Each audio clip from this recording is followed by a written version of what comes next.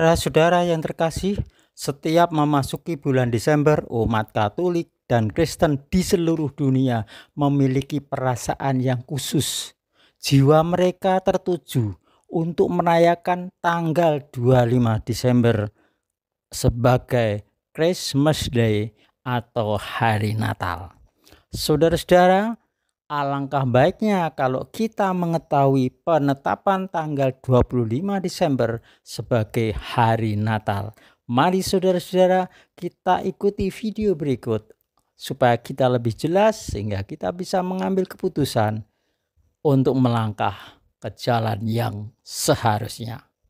Sejarah tanggal 25 Desember sebagai Hari Natal tidak lepas dari hubungannya dengan kekaisaran Romawi dan masyarakatnya, kepercayaannya pada masa itu.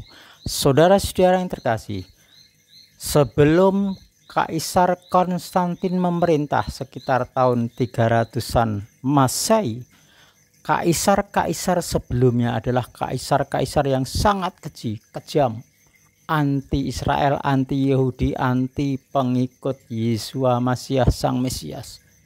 Dan mereka sangat keji, membunuh, menyiksa, dan semua itu dilakukan karena didasari bahwa para kaisar itu mempunyai agama tersendiri, kepercayaan tersendiri. Karena itu menentang Israel, Yahudi, antisemit, anti orang-orang yang mengikuti Tuhan. Inilah saudara-saudara, apakah agama para kaisar dan pembesar dan masyarakat Romawi saat itu? Tidak lain adalah agama Mitraisme. Ini yang terbesar. Hampir seluruh Eropa itu mengikuti agama Mitraisme. Mitraisme diambil dari satu nama dewa yang disembah mereka, namanya Dewa Mitra. Dewa Mitra itu lahirnya tanggal 25 Desember. Dan Dewa Mitra itu tidak lain adalah nama salah satu dewa, yaitu Dewa Matahari. Di samping ada Dewa Sol, Dewa Saturnalia, tapi yang terkenal seperti ini. Hampir semua kaisar, semua pejabat negara, semua masyarakat kekaisaran Romawi mengikuti agama Mitraisme ini. Para prajurit mengikuti agama Mitraisme, penyembah Dewa Matahari. Hari-hari pemujaannya setiap minggunya adalah pada hari Minggu pagi, yaitu Sunday morning. Itu yang mereka lakukan, saudara-saudara. Dan mereka punya hari kepercayaan, hari perayaan besar dan yang utama, yaitu tiap tanggal 25 Desember yang diperingati sebagai the nativity of the sun, yaitu hari kelahiran sang Dewa Matahari yang tidak terkalahkan. Dan itu terjadi, saudara-saudara, pada musim dingin. Pada bulan Desember, hampir seluruh kekaisaran Romawi, sebagian Eropa itu musim dingin, saudara-saudara. Karena itu tanggal 25 Desember itu puncak, pas matahari terbit. Dan seminggu sebelum itu, saudara, mereka sudah mengadakan perayaan macam-macam, bagi hadiah, sukacita, beramah tamah, perayaan-perayaan, festival-festival itu mereka lakukan untuk menyambut puncaknya tanggal 25 Desember. Itu hari raya pagan, hari raya penyembah Dewa Matahari yang sangat terkenal, saudara-saudara. Ketika Kaisar Konstantin memerintah sekitar tahun 300 Masehi, yang terjadi apa, saudara? Negara-negara lain banyak yang memisahkan diri berhubungan dengan negara Kaisaran Romawi ini. Mengapa? Karena kekejaman kaisarnya sangat keji, sangat kejam, tidak manusiawi, sehingga banyak yang memisahkan diri, tidak mau berhubungan dengan negara Romawi ini. Oleh sebab itu perdagangan, perekonomian menjadi terganggu, agak menurun jauh. Ketika Kaisar Konstantin yang seorang pemimpin yang ahli dalam bidang kenegaraan, pemerintahan, ini mengambil inisiatif, saudara.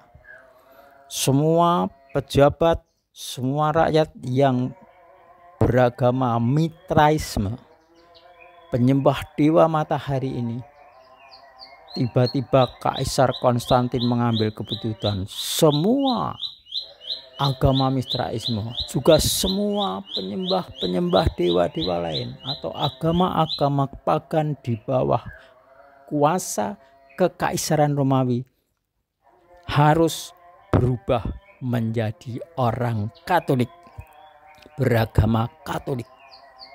Nah, saat itu geger bingung, saudara. Tetapi keputusan Kaisar itu seperti keputusan Tuhan, tidak bisa dibantah. Karena itu semua pejabat, prajurit, rakyat harus berubah menjadi agama Katolik. Kalau tidak mau gimana? Tangkap, siksa, dibunuh. Itulah kekejamannya. Akhirnya seluruh Kekaisaran Romawi saat dipimpin Kaisar Konstantin berubah menjadi orang-orang beragama Katolik. Agama Katolik adalah agama organisasi gereja yang pertama kali. Jadi gereja atau yang disebut jemaat mula-mula yang tercantum dalam Kisah Rasul 2 dan seterusnya, itu bukan organisasi gereja, saudara. Itu adalah kahal mesianik atau kehilat mesianik para pengikut Sang Mesias. Kalau organisasi pertama gereja itu adalah Gereja Katolik Roma. Selanjutnya, saudara-saudara, karena semua sudah beragama Katolik, maka Gereja Roma Katolik diperintahkan oleh Kaisar Konstantin pada akhir abad keempat untuk merayakan kelahiran Mesias Sang Juru Selamat pada tanggal 25 Desember. Dan Gereja Katolik Roma untuk menandingi atau untuk mengganti, kalau dulu mereka menyembah Dewa Matahari, kelahiran Dewa Matahari pada tanggal 25 Desember, karena sudah berubah menjadi agama Katolik, maka tanggal 25 Desember ditetapkan pada abad kelima. Nah, ini ada sumber yang dipercaya, saudara, yaitu di Ensiklopedia Americana. Ini memuat di situ, saudara. Pada abad kelima dikeluarkan perintah oleh pimpinan Gereja Katolik Roma, tidak lain Sang Kaisar Romawi, bahwa hari lahir Mesias untuk selamanya harus dirayakan di tanggal 25 Desember. Walaupun tanggal tersebut adalah hari raya Roma kuno, agama pagan atas kelahiran Sol, yaitu salah satu nama dari Dewa Matahari. Di tanggal 25 Desember yang diperingati sebagai hari Natal, itu sebenarnya hari yang ditetapkan oleh manusia, saudara. Ditetapkan oleh pemimpin tertinggi Gereja Roma Katolik saat itu. Tidak lain adalah Sang Kaisar Romawi. Jadi bukan Tuhan, bukan Elohim Sang Pencipta langit dan bumi yang menetapkan tanggal 25 Desember untuk diperingati sebagai hari kelahirannya, sebagai hari Natal. Christmas Day itu ciptaan manusia, saudara.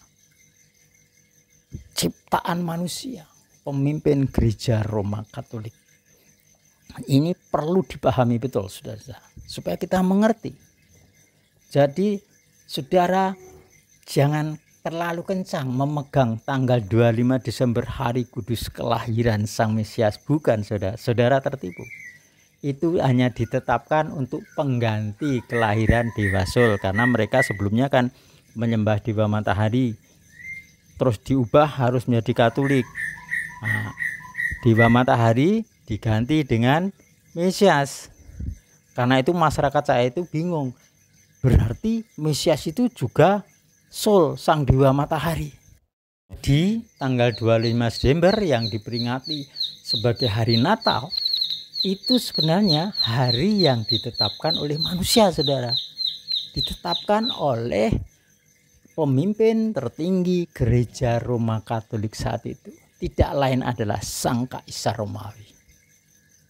Jadi bukan Tuhan, bukan Elohim Sang Pencipta langit dan Fraser, seorang ahli sejarah, menyatakan kultus agama pagan atau penyembah para dewa yang terbesar yang membantu dipilihnya perayaan pada tanggal 25 Desember sebagai hari libur di seluruh kerajaan Romawi dan Yunani adalah penyembahan dewa matahari dari agama Mitraisme. Perayaan di musim dingin ini disebut The Nativity of the Sun. Selanjutnya, saudara-saudara, sumber yang bisa dipercaya, The Catholic Encyclopedia, menyatakan demikian, saudara. Perayaan matahari yang terkenal dari The Natalis Infecti atau kelahiran matahari yang tak terkalahkan yang selalu dirayakan tanggal 25 Desember memberi pengaruh yang sangat kuat bagi tanggal 25 Desember yang ditetapkan oleh pemimpin gereja Roma Katolik saat itu. Di waktu kebiasaan matahari pagan atau dewa matahari dikatolikan, dapat dimengerti saat itu, saudara, bahwa kebingungan terjadi. Beberapa orang berpikir bahwa Mesias adalah Sol, sang dewa matahari. Selanjutnya, perayaan musim dingin sangat populer, saudara, di zaman dulu. Baik di Romawi, Yunani, juga di masa orang-orang barbar Teutonik, di masa peradaban kuno Mesir.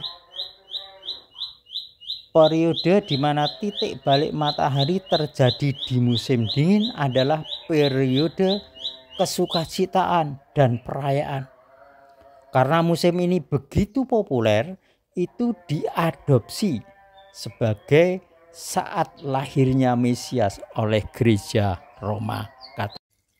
Kebiasaan-kebiasaan dalam perayaan hari raya tanggal 25 Desember itu adalah bagi-bagi hadiah, bagi kado, salam-salaman, saling minta maaf, keramah tamahan, kumpul kerabat dan keluarga, makan bersama.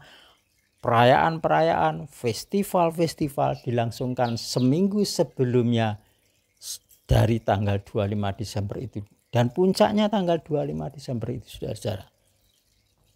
Itu yang harus menjadi permenungan kita sekarang ini, bahwa hari Natal tanggal 25 Desember bukan ditetapkan oleh Tuhan Sang Pencipta langit dan bumi, bukan ditetapkan oleh Yesus Hamasiah Sang Mesias Juru Selamat umat manusia, bukan, tapi ditetapkan oleh manusia dari pemimpin gereja Roma Katolik Kekaisaran Romawi. Ingat, saudara, sekarang apa yang ditetapkan oleh Kaisar Romawi, pemimpin gereja tertinggi gereja Roma Katolik saat itu, saudara, tanggal 25 Desember sebagai kelahiran Sang Mesias Juru Selamat, kita cocokkan dengan fakta-fakta di dalam kitab suci, saudara. Yang pertama, di saat Sang Mesias dilahirkan di daerah itu, yaitu daerah Yudea, Galilea, Palestina umumnya, itu ada gembala-gembala yang tinggal di padang menjaga kawanan ternak mereka pada waktu malam. Saudara bisa lihat di dalam kitab Lukas 2 ayat 8. Para gembala di daerah itu, saudara-saudara, tidak tinggal di padang belantara atau padang rumput selama pertengahan musim dingin. Jadi apa, saudara? Sudah tidak cocok dengan ketetapan dari gereja Roma Katolik tadi sebagai musim dingin kelahiran Sang Mesias. Di sini tidak, saudara. Ya, itu perlu dipahami. Jadi nggak cocok dengan kitab suci, saudara. Bahkan seorang ahli sejarah namanya Adam Clark itu menulis, saudara, karena para gembala ini belum membawa pulang kawanan domba mereka, ini menjadi argumen yang kuat bahwa Oktober belum tiba, dan itu konsekuensinya Tuhan tidak dilahirkan pada tanggal 25 Desember, di mana tidak mungkin ada kawanan domba di padang. Berdasarkan hal yang paling mendasar ini, anggapan bulan Desember harus dihilangkan. Saudara-saudara, walaupun kitab suci tidak mengungkapkan tanggal kelahiran Sang Mesias, ada petunjuk-petunjuk dari kitab suci kemungkinannya di musim gugur. Kita tahu bahwa Sang Mesias, Yeshua HaMasyiah, disalibkan di musim semi, di saat perayaan Paskah. Saudara bisa baca di kitab Yohanes 18 ayat 39. Dengan menghitung pelayanannya selama 3,5 tahun, ini akan menetapkan permulaan pelayanannya di musim gugur. Saat itu ia berusia sekitar 30 tahun. Yaitu dinyatakan di kitab Lukas 3 ayat 23.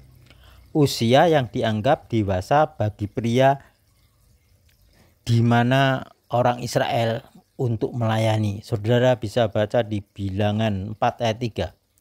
Jika ia berusia 30 tahun di musim gugur, maka kelahirannya juga di musim gugur 30 tahun sebelumnya. Selanjutnya, di saat kelahiran Sang Mesias, Yosef dan Miriam berangkat ke Bethlehem untuk menghadiri perayaan tahunan, saudara, di musim gugur. Sekaligus memenuhi panggilan dari para pemimpin Romawi untuk sensus penduduk dan sekaligus untuk membayar pajak. Dan memang pemerintahan Romawi itu pintar, saudara. Pas mereka berkumpul di Yerusalem semua, di wilayah Yudea, di situ diadakan sensus penduduk sekaligus bayar pajak. Saudara bisa lihat di kitab Lukas 2 ayat 1 sampai 5. Nah, saudara, di dalam ketetapan Tuhan, laki-laki Israel itu tiap tahun harus 3 kali menghadap di Bet Elohim, Bet suci di Yerusalem, saudara.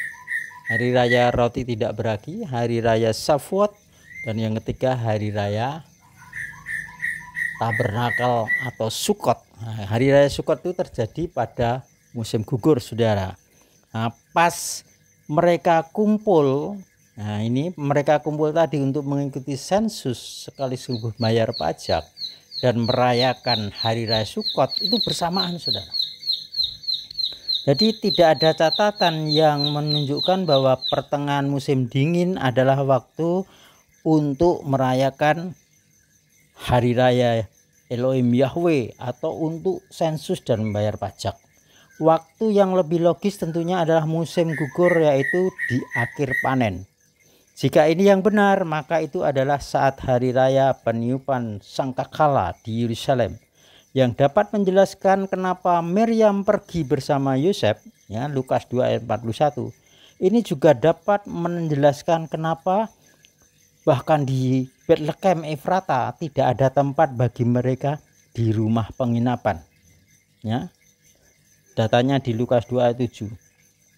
Menurut ahli sejarah namanya Yosefus, saudara, Yerusalem biasanya adalah kota berpenduduk sekitar 120.000 orang. Tetapi selama hari raya musim gugur ini, Sukot, kadangkala dapat mencapai 2 juta orang Israel atau Yehudi berkumpul. Kumpulan orang sebanyak itu bukan hanya memenuhi Yerusalem, saudara, tapi juga kota-kota sekitarnya termasuk Bethlehem Efrata yang jaraknya hanya sekitar 5 mil atau 7,5 km di sebelah selatan Yerusalem. Jika perjalanan Miriam dan Yosef adalah juga untuk menghadiri hari raya musim gugur, ada 3 hari raya musim gugur itu, saudara. peniupan sangkakala, hari raya penebusan atau pendamaian, dan hari raya Sukot. Di samping untuk membayar pajak, untuk mengikuti sensus penduduk atau pendaftaran sebagai warga, ini akan menetapkan kelahiran Sang Mesias pada musim gugur tahun itu. Ingat, bukan musim dingin. Nah, saudara-saudara tertipu. Ya, jadi yang ditetapkan oleh Kaisar Romawi itu pas musim dingin, karena itu ada lampu-lampu dan seterusnya. Dan saudara perlu ingat, mengapa dan setiap perayaan Natal ada penyalaan lilin dari gelap menjadi terang? Itu dikristenkan atau dikatolikan, saudara. Ketika lampu mati semua nyalakan lilin, berarti kita sudah pindah dari gelap kepada terang. Itu hanya asosiasi, saudara.